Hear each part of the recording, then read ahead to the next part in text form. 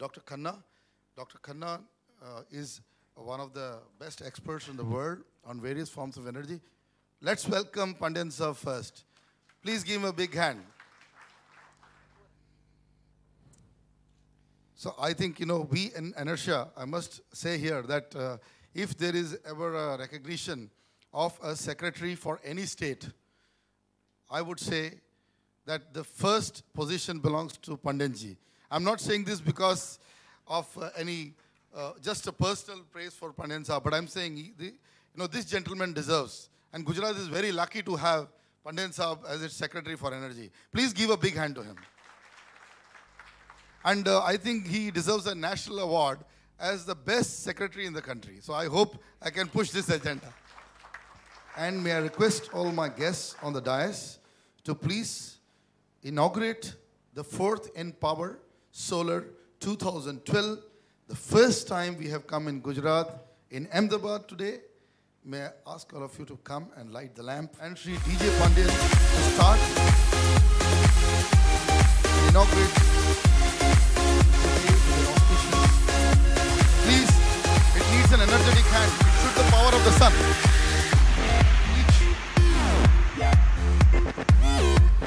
Mr. Patwari, Shri Negi Saab, please give a big hand. Negi Saab is another, I would say, person whom we admire. He's done great work for the transmission sector, winner of the ENERTIA Award last year for the best utility. Mr. Arora Saab, Shri Patil ji, Dhar Saab. No, may I request Hetal Bhai to do it first. Hetal Bhai, you have not done it.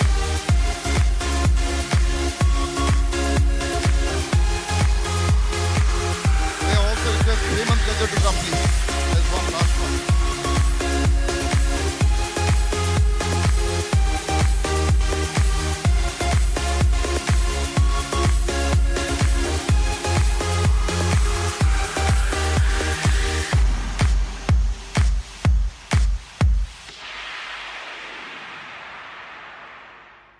Once again, I thank the eminent dignitaries present here.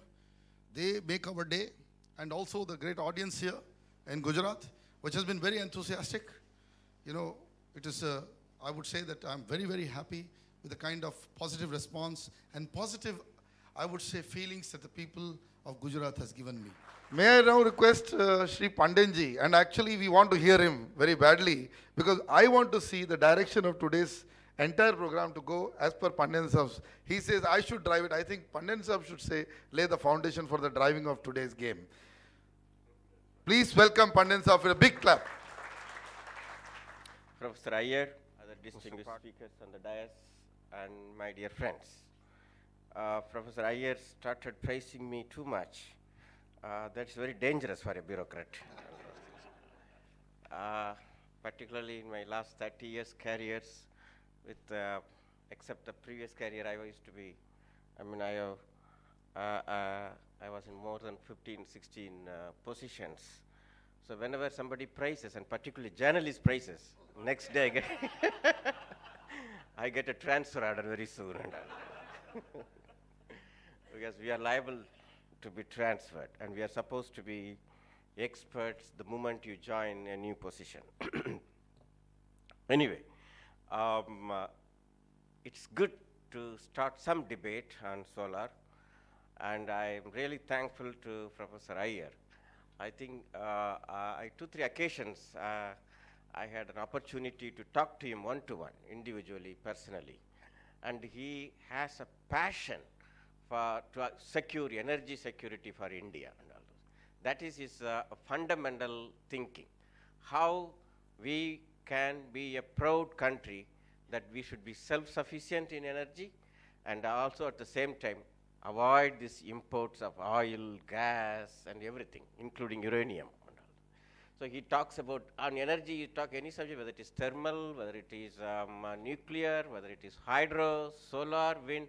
He has vast and wide knowledge, and he has a passion that every state should come and produce enough energy to supply to all the citizens at affordable price and quality energy. So that is his idea. I think that's why I readily agreed for this conference. Normally organizes in Mumbai. I asked him, why don't you do it in Ahmedabad?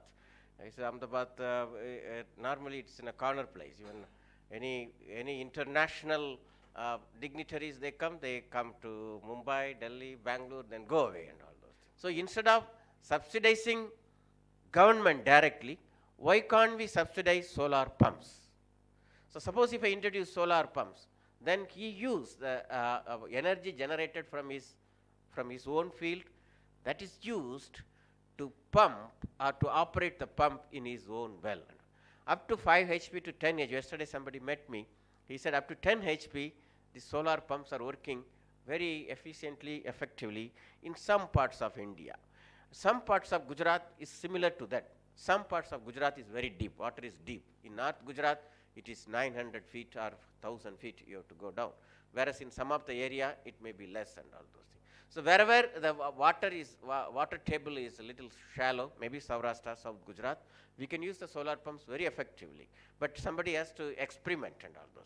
Because when we wanted this grid-based power, nobody came forward. Who will spend 15 crore and all those? We came forward. GEDA, Germany, and university, all government together, we installed 1 megawatt in PDP, Pandit Deen Dayal Petroleum University. Everybody was telling this may not take off, this may not take off, but it took off.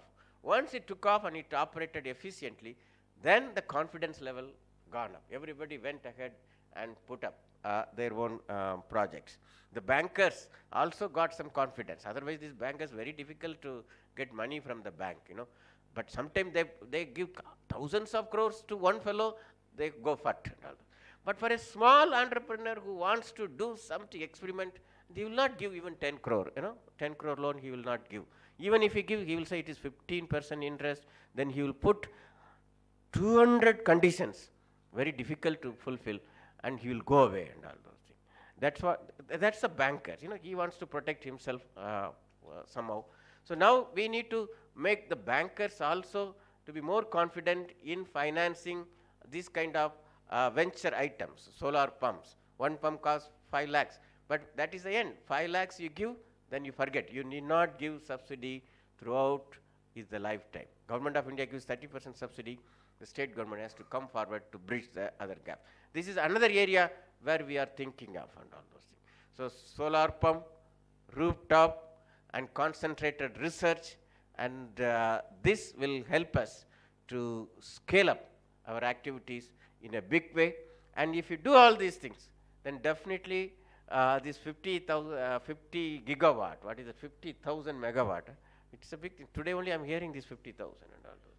Iyer always talks very big things and all those things, because some of his gurus are thinking big and all those things. So it is good to talk big things. This country is big. Our dreams are big. When we talk big, and if you have the passion, if you have the commitment, and if you have the confidence, definitely we will achieve it. And let us all work together. And then definitely we'll achieve it. And wish you all the best of luck in the day to come. Thank you. You know, that was an impeccable, I would say, with a very short time. I would have loved Pandit Sahab to speak more, but in a very short time, an impeccable direction which he has given. You know, so please give him a big hand. Let us welcome him and hear his views today. Negi Sahab, please come over.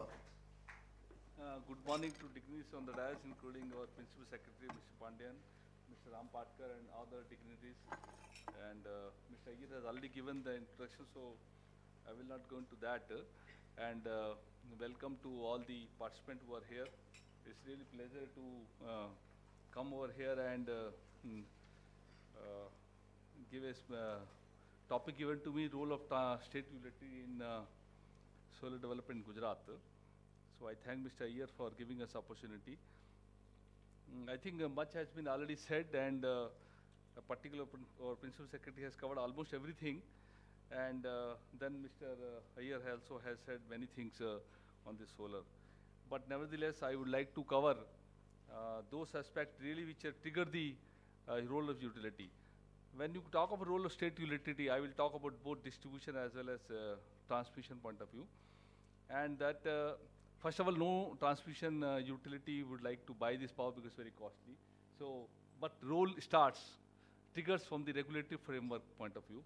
And the foremost thing comes in that RPO fulfill obligations.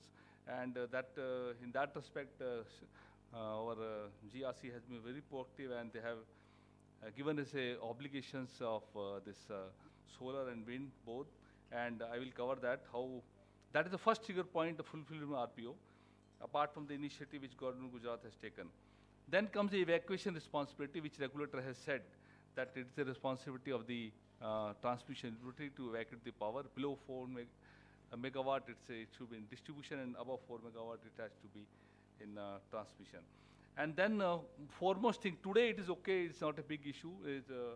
The Gujarat has done today, we are around about 690 megawatt. But issue will come when it goes more higher and higher, how the grid integration and grid management will be taken care. So that is another part. And there it comes a picture that when they made a beginning of the solar, nobody thought, a developer as a simple model of the solar plant, they have gone ahead. Nobody has thought of reactive power. Nobody thought of the harmonics. Nobody thought of any regulation, forecasting, and nobody thought of the variation in the solar power. And it is rightly so. If we start discussing issue problems in the beginning, then development will not come. So it is a good thing that we have gone ahead with more than 600 megawatt in Gujarat. And then because the grid is so big, today we are north, west, and east grids are common, so that itself handles 140 megawatts. So in that 700 megawatt generation, today in the country 1100 solar, and as a whole even the renewable, which is standing today, total 24,000 megawatt, and that wind variability also, wind is quite high, as in Gujarat itself, we are getting, we have a wind of about 3,000 megawatt, and as a whole in the country about 18,000. So still we are able to handle the even wind and all solar put together. But the issue will come in a later stage, how the grid management will be taken care, and many issues will come, and we will be imposing, regulator will be imposing the technical constraints, technical requirements on this solar developer. I think we have to go into that, we have to address that aspect also in the future. Fine, right, it is okay today, but in future we have to see the solar plant anybody is putting, he has to fulfill certain obligations with regard to the grid requirement also. And when talk of a solar, I think as I already said, volume will bring down the cost. The major thing is that how we bring the grid parity, how we make this solar power affordable to the people. And there comes the question of volumes, and volumes could be addressed only by economy of scale. So and solar as a standalone is one, but I think if we all think as a state utility in the grid, as a this as a hybrid power generation, I think it will be a very good solution for all of us.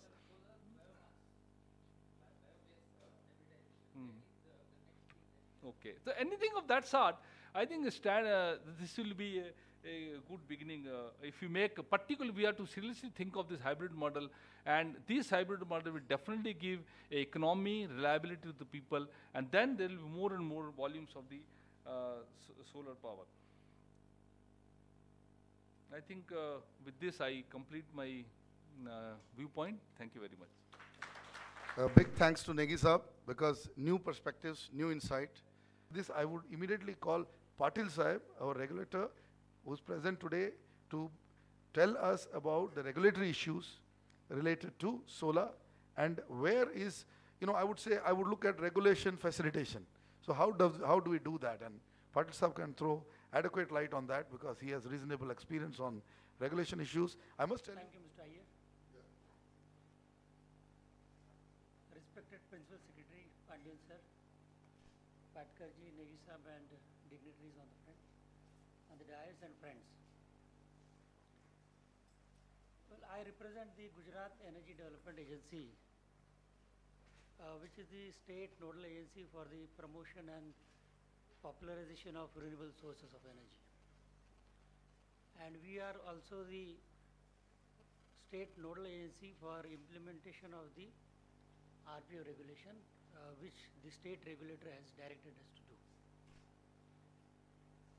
I will briefly take you through the presentation on what Gujarat has achieved so far in the renewable energy sector, especially the renewable energy power sector, wind, solar, and biomass as well. Gujarat, of course, has always been first in many aspects of renewables and other as well.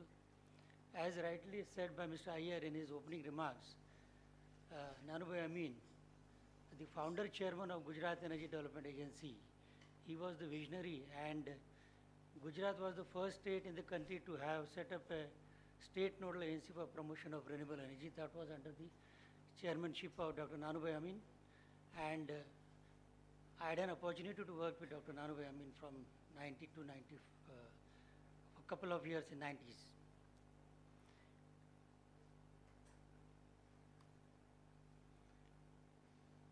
The state of Gujarat, as of all of us know, that because of its strategic location has potential in terms of wind, solar and biomass as well as energy conservation. Biomass because of the agriculture residues and whether as forest residues available, we have potential of more than 900 megawatt. To talk of solar, this figure 10,000 megawatt would appear to be both very high and very low as well. Low in the sense that this is only 0.1% of the total Gujarat land if set aside of about 192,000 square kilometers. Even 0.1% of it is also set aside. It can cater to about 10,000 megawatts of solar power. Similarly, if 1% of the land of Gujarat is set aside for wind, it can have a capacity of 10,000 megawatt of wind.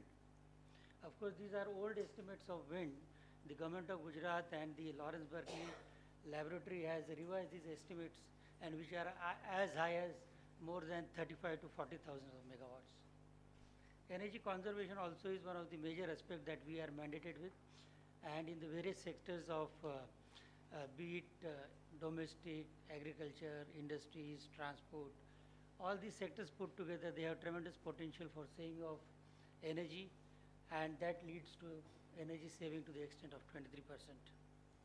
Of course, despite all this potential that the state have, and many other states also have these potentials, renewables always they come with a pinch of salt, because there are various impediments for implementation of the renewable energy projects.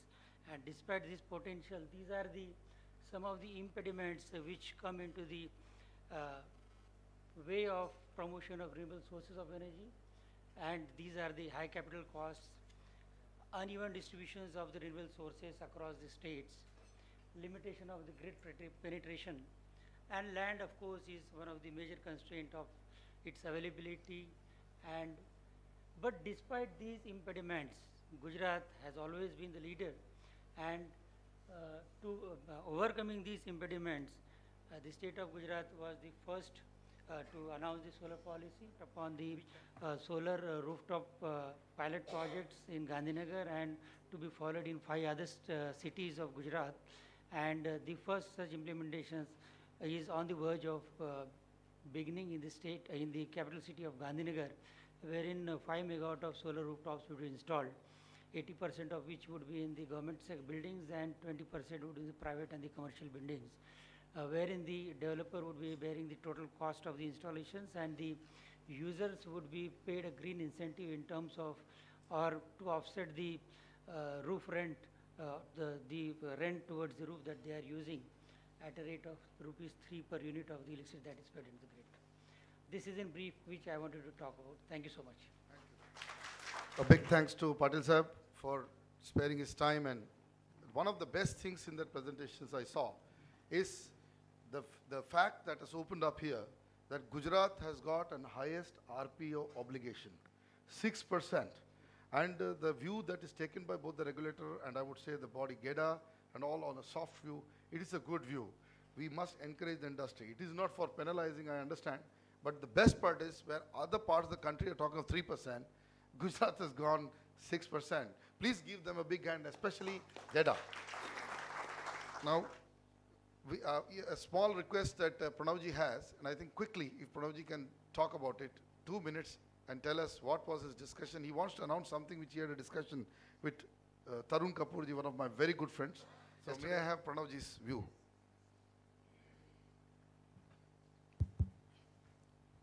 I wish to share 2 points with you based on the discussions in the last 2 days we had in Delhi during a seminar and on the sidelines with Mr. Tarun Kapoor, Joint Secretary MNRE, Mr. Deepak Gupta, former Secretary MNRE, as also Dr. Pramod Dev, Chairperson CERC.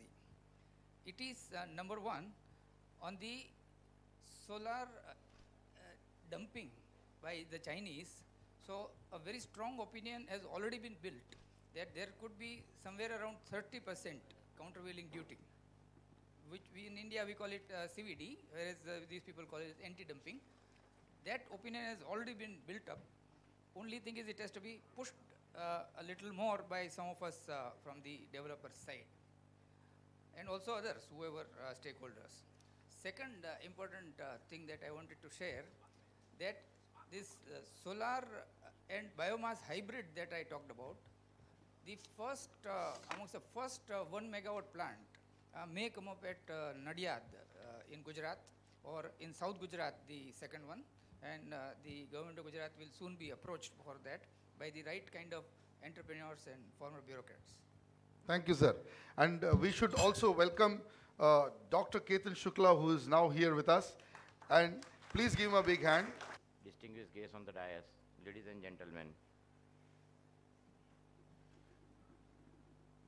I'll give you actually overall perspective that why solar actually. Gujarat is one of the few states, or only state I can say in last 1 week I have 5 seminars, and everywhere people are looking at Gujarat.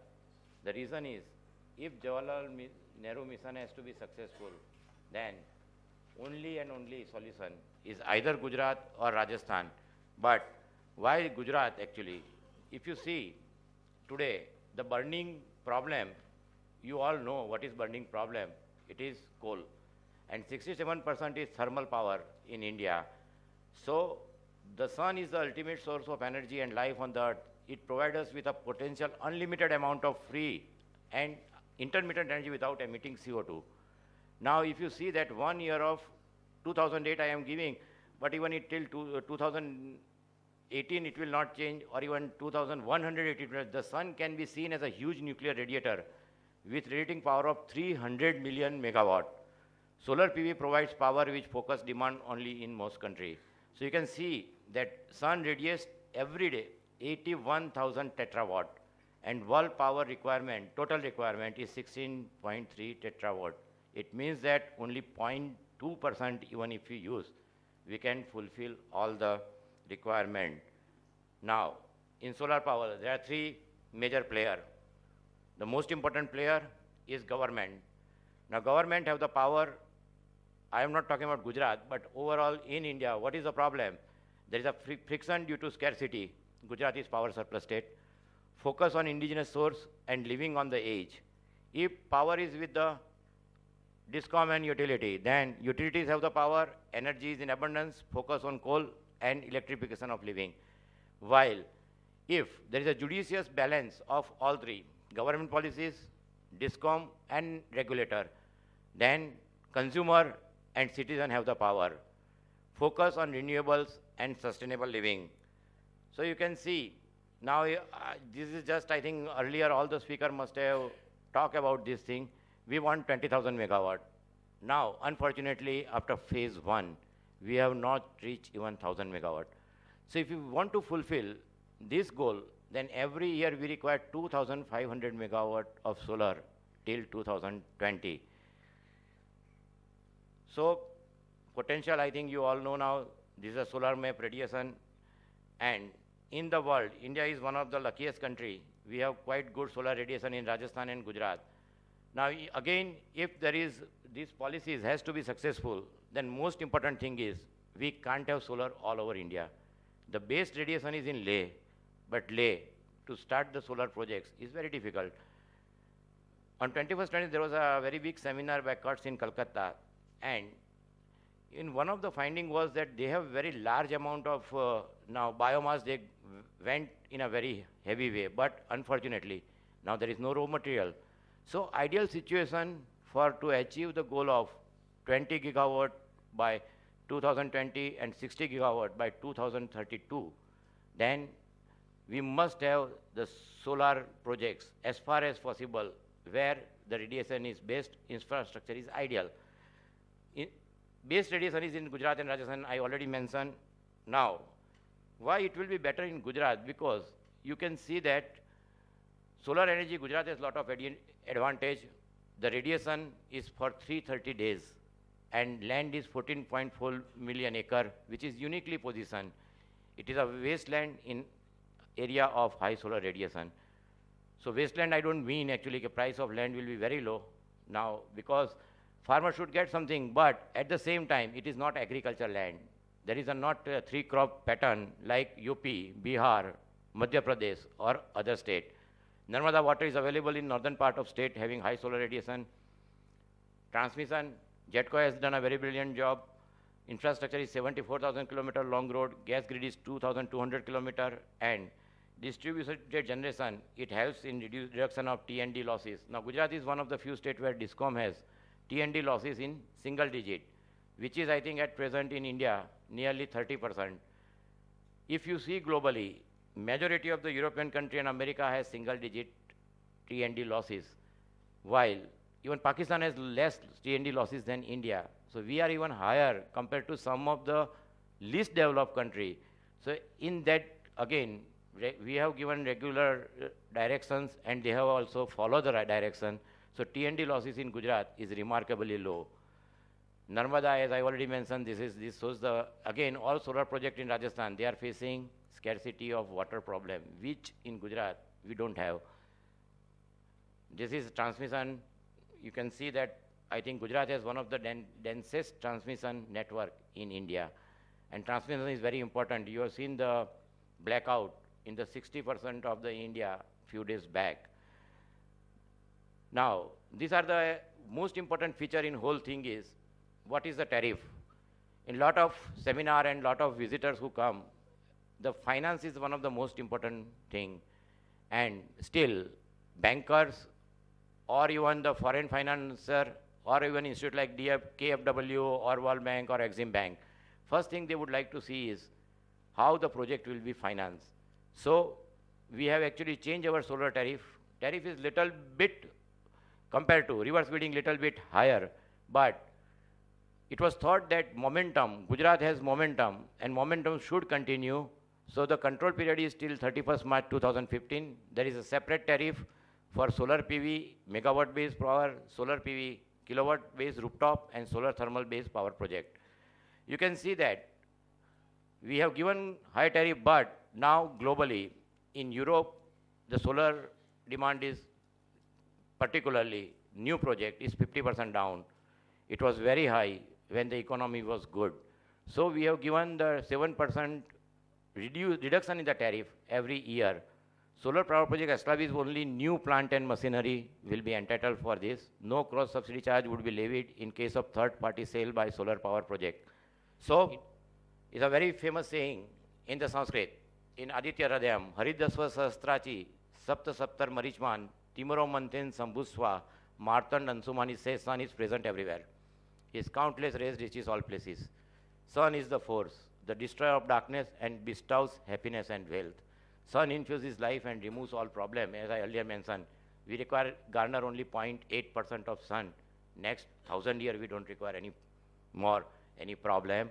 So in the end, I will thank the organizer for such a nice conference. I must thank Dr. Ketan Shukla for the excellent presentation and the outlook that he has given. So let us now call, because there was a speech on Germany in Dr. Shukla's presentation. Dear Professor,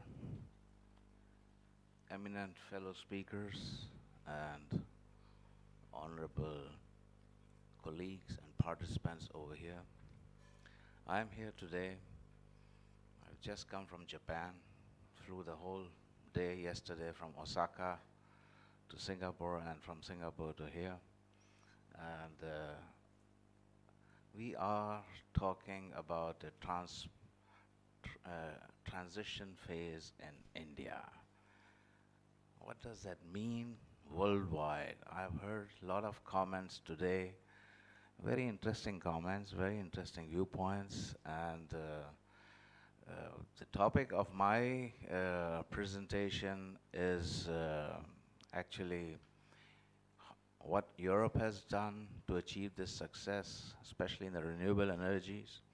And one of the sources of the renewable energies is solar energy, and how individuals can be motivated to adopt a certain mindset. I think that's very important, because who is the consumer? It's the people. And we don't want anything which is capitalizing and monopolizing certain issues, which is also very much happening in a lot of places. So under these aspects, what I liked today morning when Mr. Rampatak talked from a socio-political level, and being an engineer, he was talking about pumping stations and all that. But one very important point was the job creation. And I think that's one of the major issues today. What kind of revenue streams are we getting? From where are we getting these revenue streams? And how we are deploying these revenue streams for the social benefit of the society, actually, you know. So I just would touch briefly on this issue. Then the second point which I liked was from Mr. Pandyan, who went into a little bit of the nitty-gritty part of the issues about the various problems faced in developing these energies and how to utilize them and what kind of policies are there. So we had also from the grid side, these are also issues. And I think these are all global issues also. This is not only a problem of India or of a certain country. This is a problem everywhere. The only question is at what level and in what magnitude we are facing these problems, actually, you see. Listening to our regulators, that is always a combination of legal, ethical, and economical issues, you know, when you look at that, and there's always a fight for survival, because here there are a lot of external factors which are governing these issues.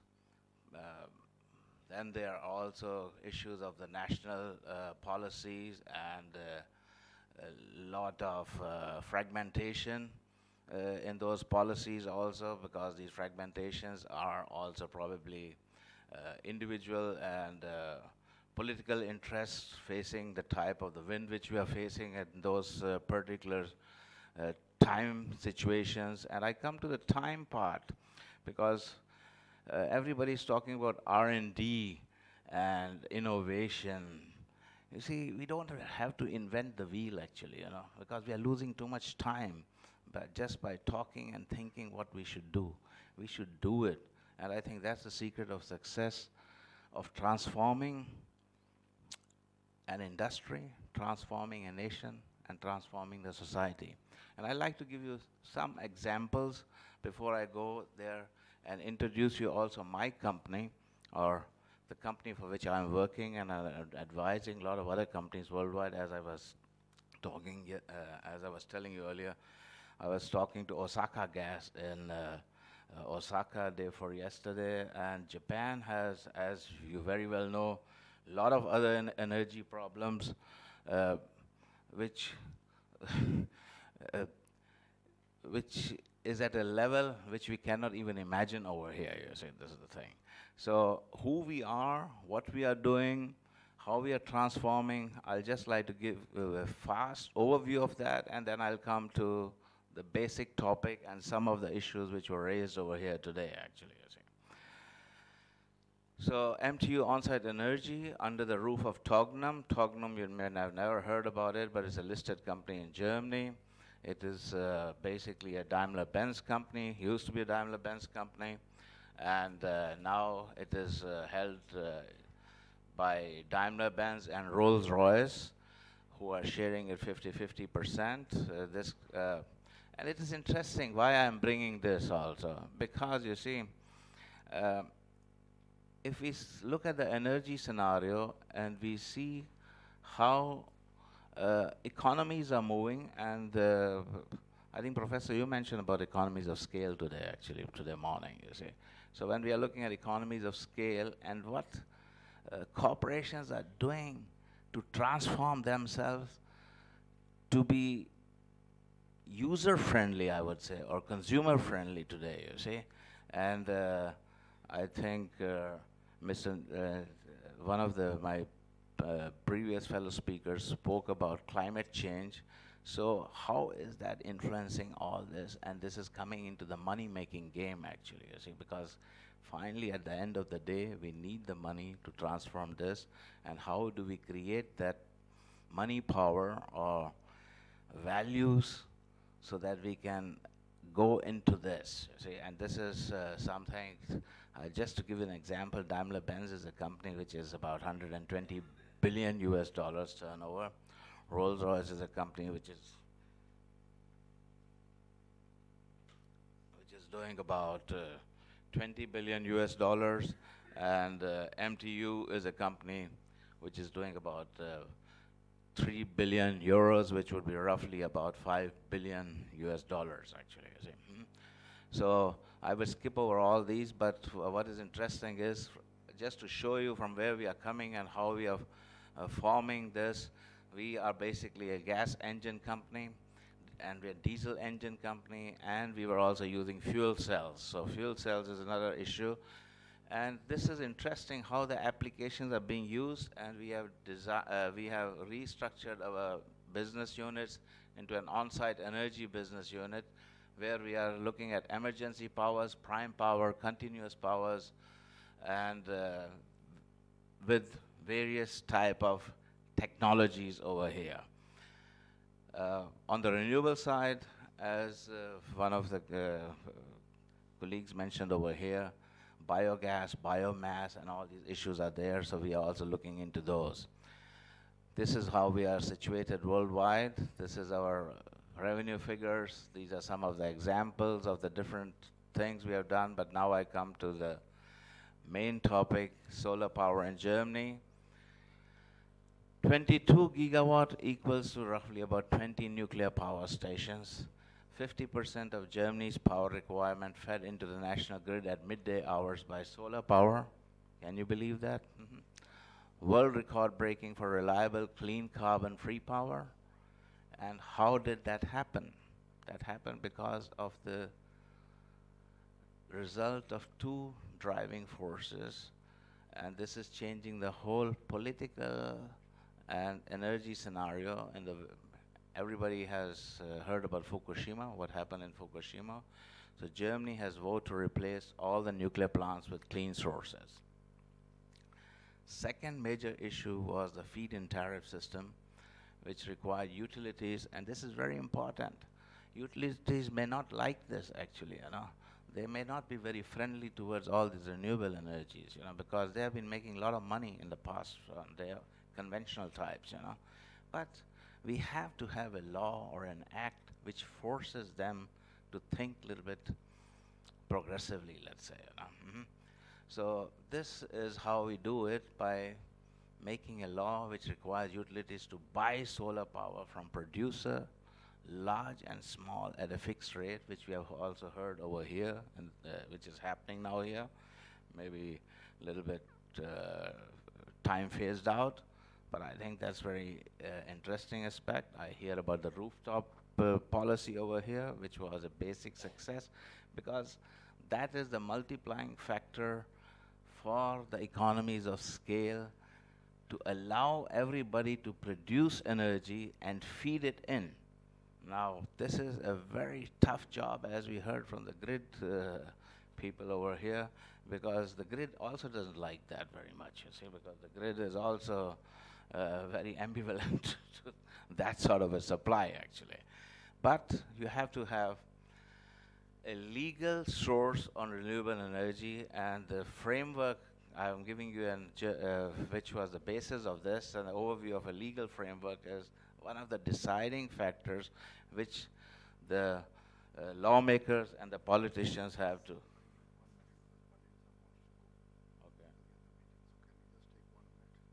Sure, you're most welcome. I think Pandyan Saab needs to go to another meeting, and I request all of you to give him a big hand for being with us today. And we have a small memento for Pandyan Saab. We'll have to wait for 1 minute, sir. May request a small memento for him. You know, may I request Patkar Saab to give this away, please.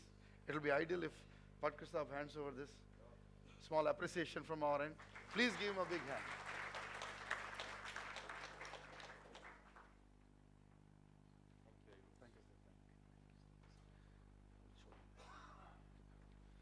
Thank you, everybody. Sorry for that, Khanna Saab. We had to just intervene. You can continue. Not at all. So coming back to the presentation, and as I was mentioning earlier, Germany legalized this by an act on granting priority to renewable energy sources.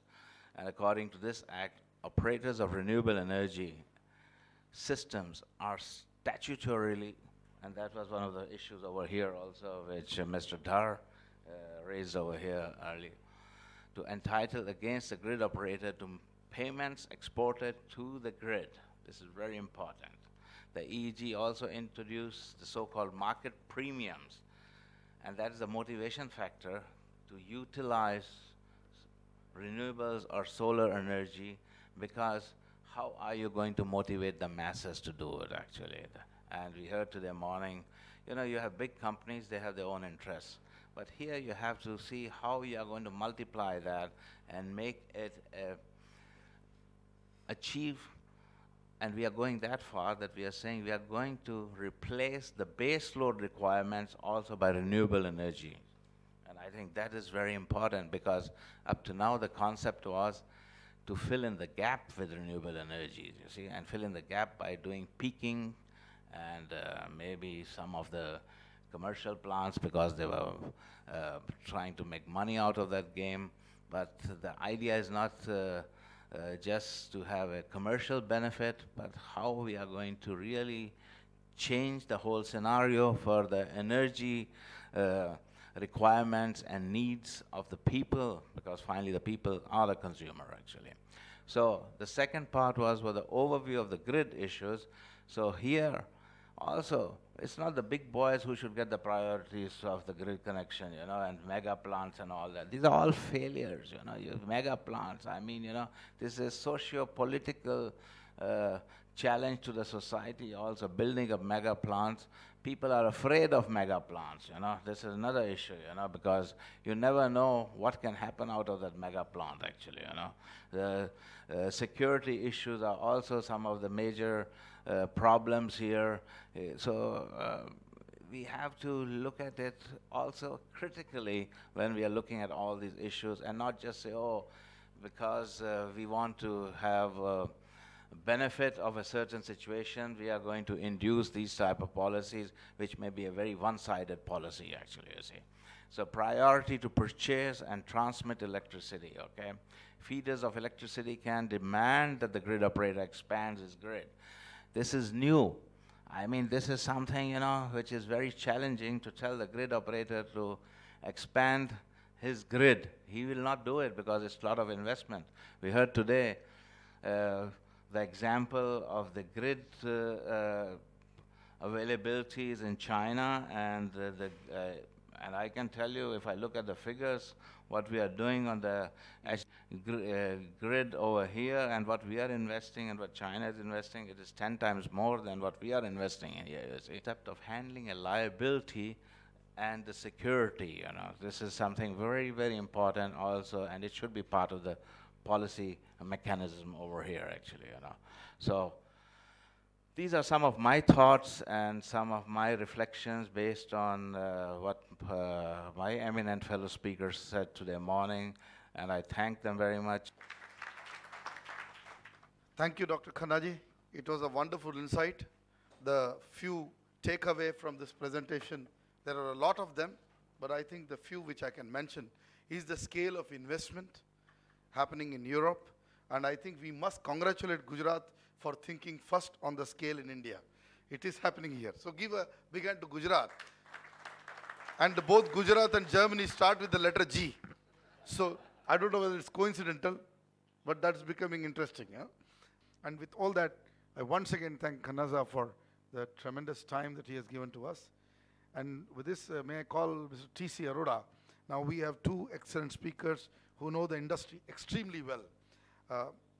In fact, they need no introduction, both T.C. Arora, our good friend, and who have been a very good friend of REPA, ENERTIA, and personally for me. First him, and then Sri Vineet Jain. May I request Arora Sahab to talk on realizing India's solar potential, EPC and manufacturing perspective. Thank you, Professor. Dignitaries on the dais. Of course, since morning we have heard a lot about the potential, regulations, the things done, progress done in Gujarat and India, and also comparison with other countries. Well, I may agree to some extent what the Germany did by putting about 28 gigawatt of power, but there was a compulsion. The compulsion was that the Russian gas and Middle East gas, they were buying and they were acquiring their automobile industry. So they had to save their own industry. In that sense, they had to find some alternative, and that was also one compulsion they went in for. But then the government came out to help individuals, the corporates, the industry, and that is what we should look from that and follow the same principles. Now I'll not go into details on the potential, but I'll just run through what I had gathered some information on the potential. See, there was some survey done on Indian 9 grid covering entire topography of India, and it was observed that India has a vast potential for solar power generation because 1.8 million square kilometer gets insolation level between 5.2 kilowatt hours per square meter per day to 7 kilowatt hours per square meter per day. So if you consider that, I don't think we need any other source of energy. But we can't use that 1.89 million square kilometers for using this power. And then we're trying to compare how much power we require by 2017, by 2022, using the 18th Electric Power Survey. Now, if I see the 2012, our estimate was by March 2012, we should have that 2012, 933 billion units. We could garner 837 billion units. So there was a shortage of about 11%. By 2017, our requirement is 15 billion units estimated with the 7.58% GDP growth.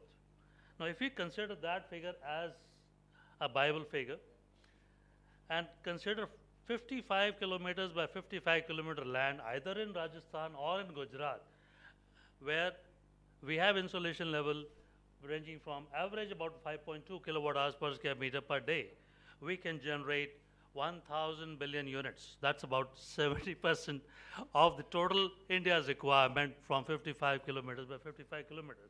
And I think that potential should be used.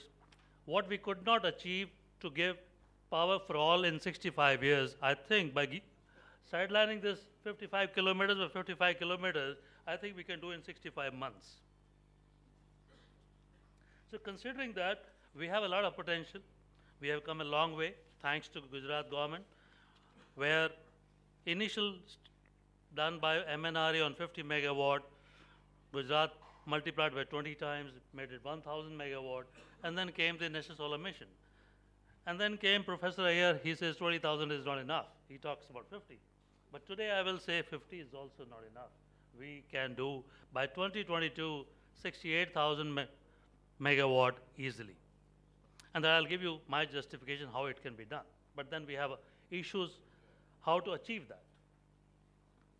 Now, when we look at the power requirement by 2022 and the current situation in India, let me look at the other sources of power.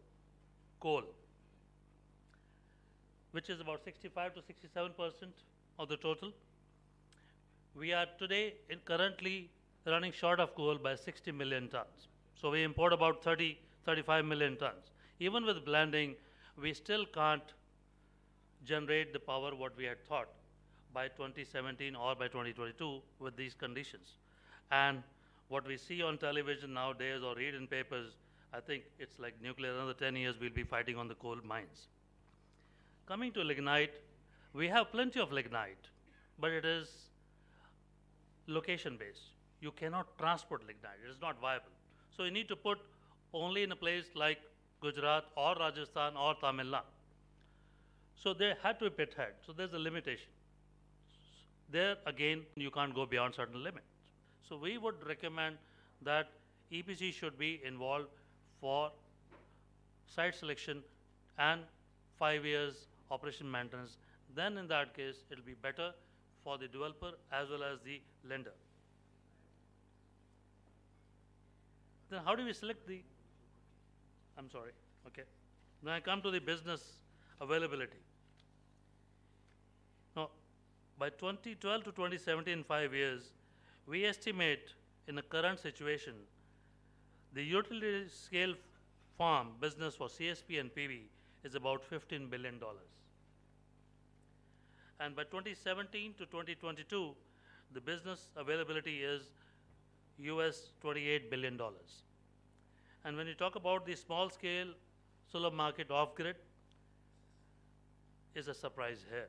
By 2012 to 2017 in 12th plan, the business volume is around 5 billion, and 2017 to 22, the business volume is 64 billion.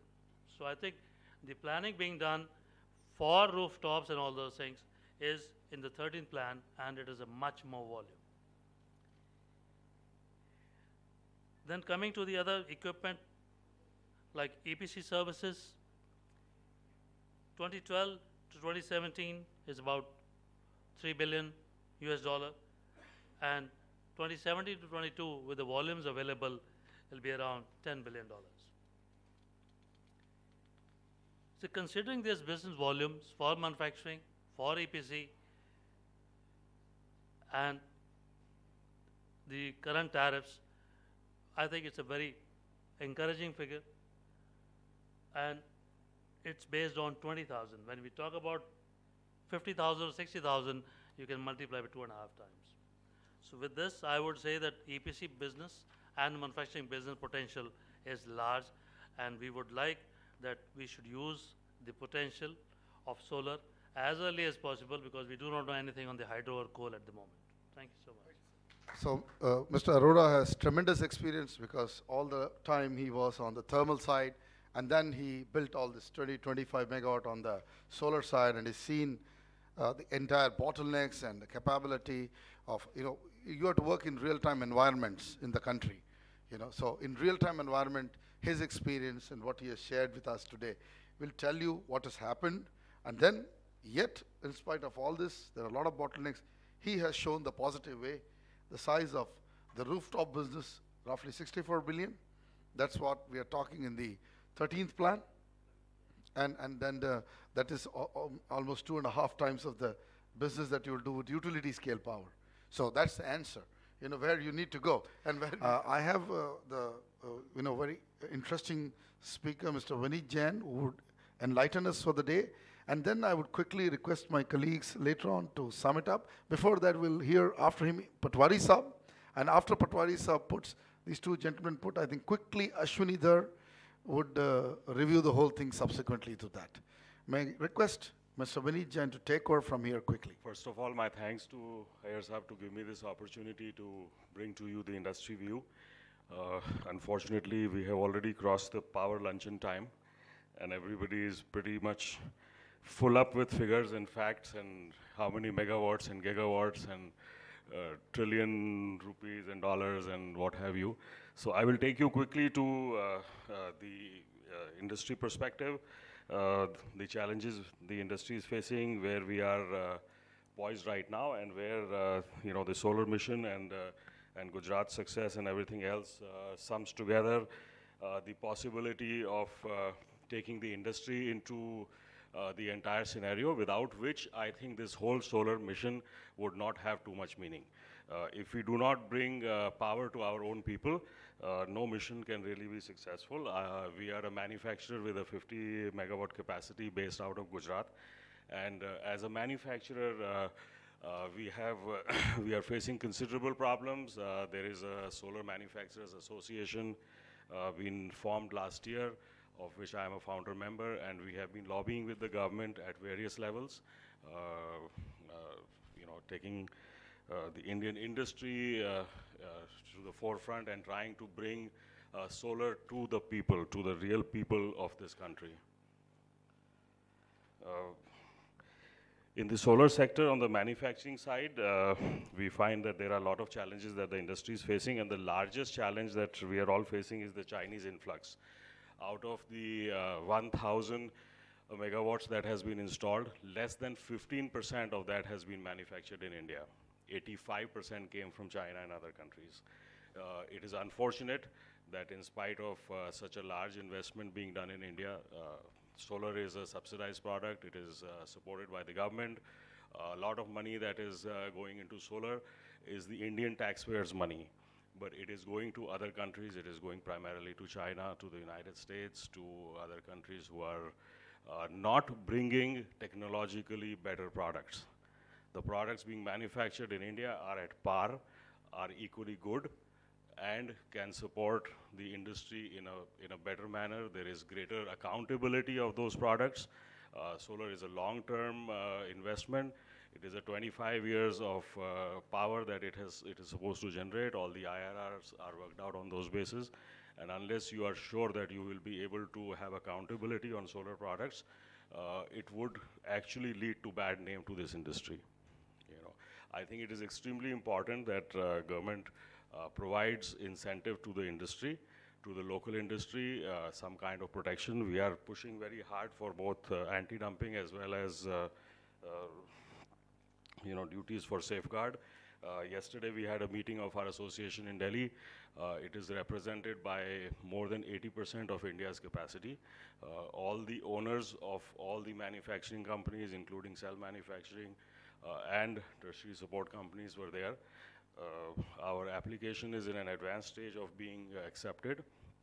As some of the members present here, accepted the same view. We are at an advanced stage of getting our application accepted by the government. We hope that from there it will go into the legal process of getting enhanced into a law and then come as a tariff and a support to the local Indian industry. We also find that the industry needs support from the government and from the private sector in several areas. Trained manpower is another issue that we face very often. We also find that innovation and R&D should be given credence. There is no incentive to the manufacturers to innovate, and there is no financial support for them to do that too. They can barely run their show rather than spend time and money on innovation. So those are areas that government needs to step in. I feel the potential, has been spoken by everybody a lot, and I don't intend to reiterate the same thing again. In Gujarat, of course, everybody has talked about Gujarat as the leading state. I would imagine that Gujarat would give some special incentives. I wish Mandian Sahab was still here, but I'm sure Sahab will make the white paper reach him. I think Gujarat should give some special incentive to Gujarat-based industry. There is enough capacity in this country. There is already adequate capacity created. As Arora ji said, there are some anomalies. A lot of them have been sorted out. I would like to bring him up to speed to that. And the others are being addressed by the central government, and we do not have any complaints on that. I think the industry is being well addressed from those fronts. Everybody is aware of this problem, and I would like to use this forum to bring this forward to the attention of everybody. On the EPC side, I think Raji has already enumerated a lot, and while there is on our opinion, since we are also an end-to-end EPC company, having executed, over 20 megawatts of solar power last year, pan-India, I think the prime challenges are, the developers waiting very long, technology being available but not being very well understood. local technologies are very well available to support any kind of power plants of any size in this country. Initially, we used support of European companies. Now, all technologies, information, everything is locally available. Prices have come down to very reasonable levels, are further going down. Opportunities are huge for investors to get into solar. With that, I end my address. And Mr. Jain has got, Vineet Jain and his team, Green Brilliance has got a roughly 50 megawatt manufacturing line in Baroda. And I think the way the space of the plant has been managed, what I've seen, I think it's a very unique facility. I don't know how many people would go and see. That's the way the Asian mind works. And this is an Indian mind. I look at the Asian mindset. So I would put that diaspora a little bigger, how effectively, economically a factory is built. May I look forward to Mr. Now Patwari to tell us how he, as an MSME chief in Gujarat, feels what we did today and how those discussions he finds and what's the quality of the talk he finds here. Mr. Patwari, please. Dignitaries on the table and off the table and participants. I won't take much time as lunch is waiting for us. Even me, I am also feeling hungry. What I want to say here is my concern about this whole solar issue is how it can become MSME sector. As a director of MSME Development Institute, I'm only seeing how it can be made the whole thing as a MSE sector so that it becomes viable.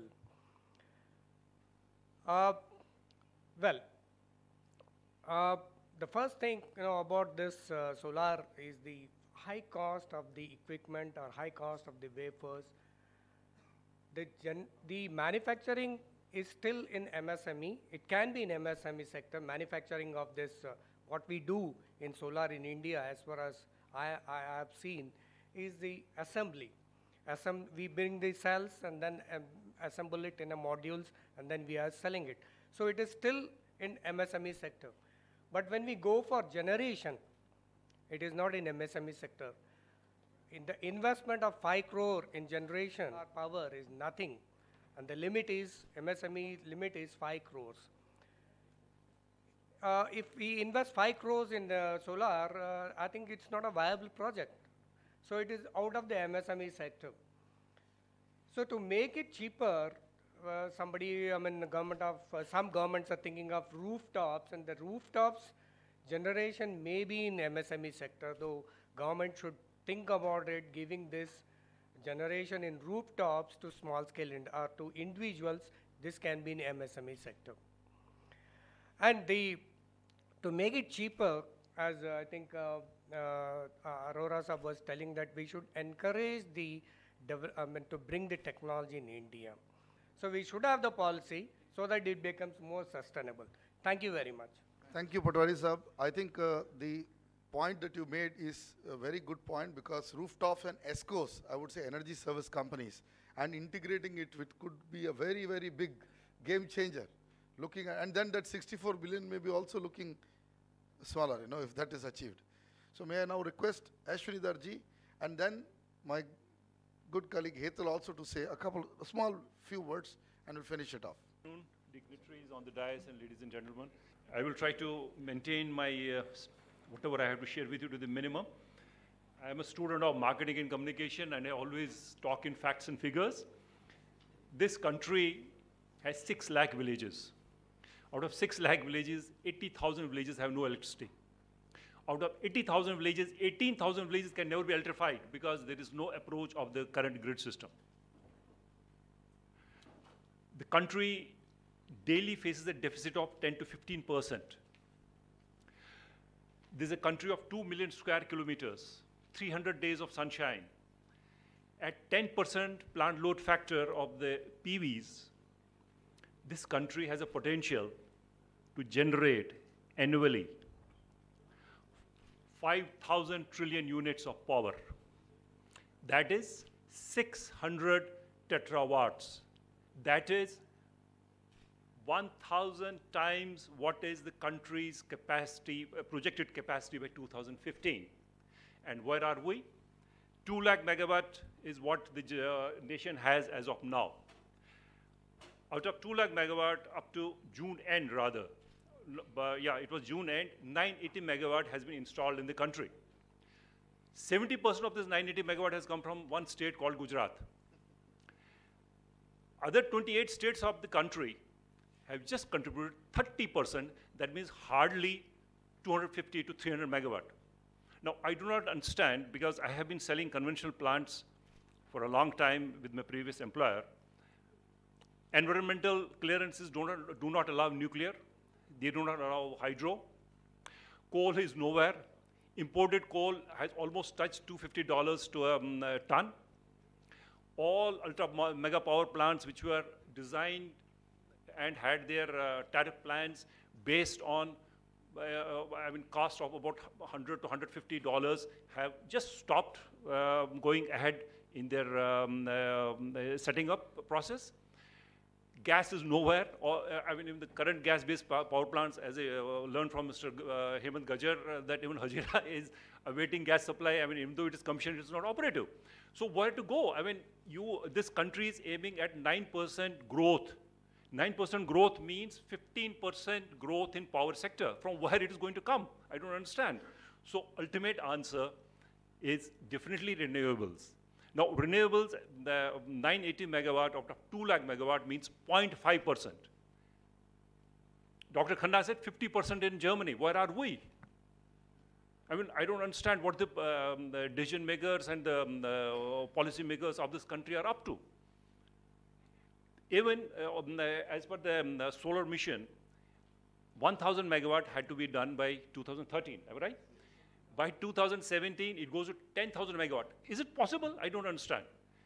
For 60 years, 65 years of existence of the country will give us almost 1,000 megawatt in 10 years, 10 times. Then 2022, 20,000 megawatt. Okay, agreed, 20,000 megawatt. What is the projected capacity by 2017? 7 lakh megawatt. Still, you are at 3%. So we are simply ignoring the fundamental requirement of renewable energy in the country without understanding that conventional, fossil fuel-based power generation is just simply a concept now. You can't have it.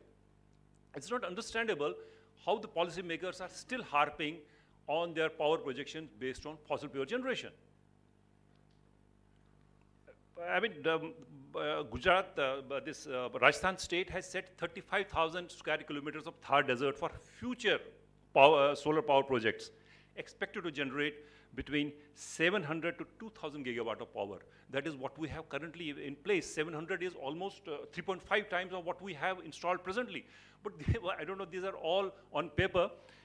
They give tax holidays to so many states for setting up industries. I don't know why they don't have, why the policymakers or the politicians of the country who drive the democracy, why they don't ask for a tax holiday for renewables. Gas is nowhere, coal is not anywhere, and maybe we have to go back to the dark ages by lighting lanterns or whatever means is there. If the policymakers don't really waken up the fundamental factor that renewable is the only answer to the future of this country. And it is really appreciative of Professor Iyer and his ENERTIA team that they have understood this fundamental factor that concerns the future generations of this country.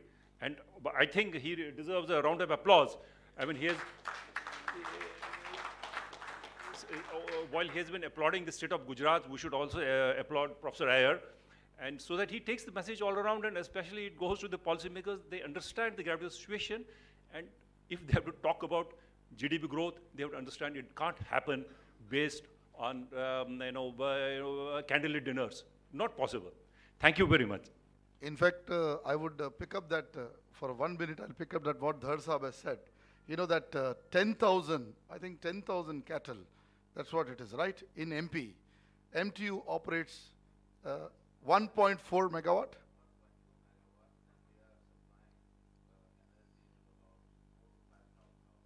Absolutely, in MP.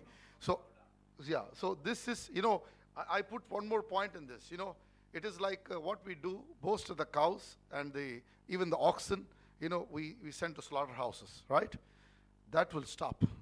Because throughout the lifetime, the cow that serves you, after that, it's like your mother, after that serves, What you do, you send it to slaughterhouse. That's not done. And this country should start not doing that. So it should ensure throughout the life there is cow dung, there is perpetual fuel till the lifetime. It continues, integrate it with solar. And Gujarat can do this, and believe me, this has political logic. I've already indicated what I said. Patkar Sahab is here for what I have said.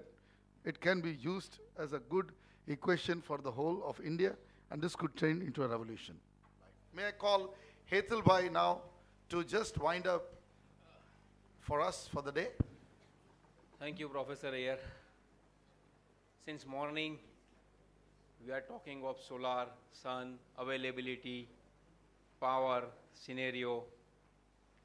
Friends, everything is right, but what Professor has told and what people have told, in India, we are not connecting the states, but my thought is totally different than that.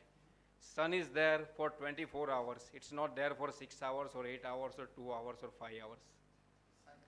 Sun is always there for 24 hours. Why can't we think something different? Why can't we have a grid of the whole world?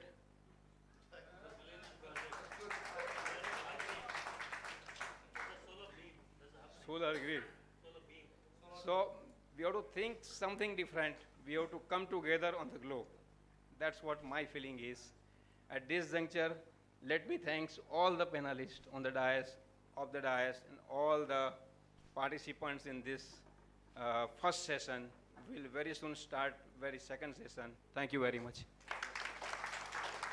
So that is right. The sun shines 24 hours, 365 days, but minus the Scandinavian countries, everywhere it's available. So that's the right idea. And I think we have a satellite mission also on solar coming. Anyway, I have some mementos for the guests here. Next memento for Shri Negi Saab, and I will trouble Ram Patkarji a little bit. Ram Patkarji will have to give the other mementos to all of the people.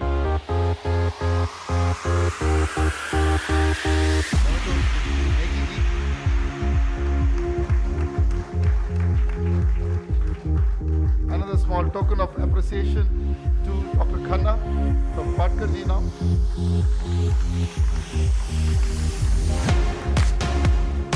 May I request Dr. Shukla to come over please for his memento. Thank you, Shukla, for your time. Memento for my good friend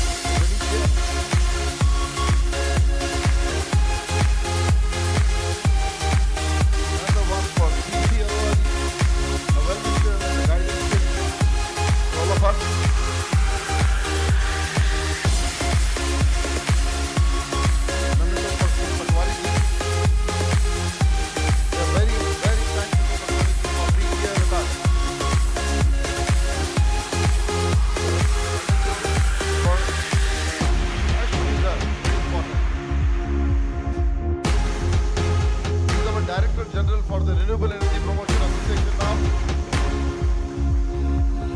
A memento for S.D. Patil. Mr. Patil, please. And not to forget my dear friend, Hetal Mehta, my colleague, friend, and we founded the association.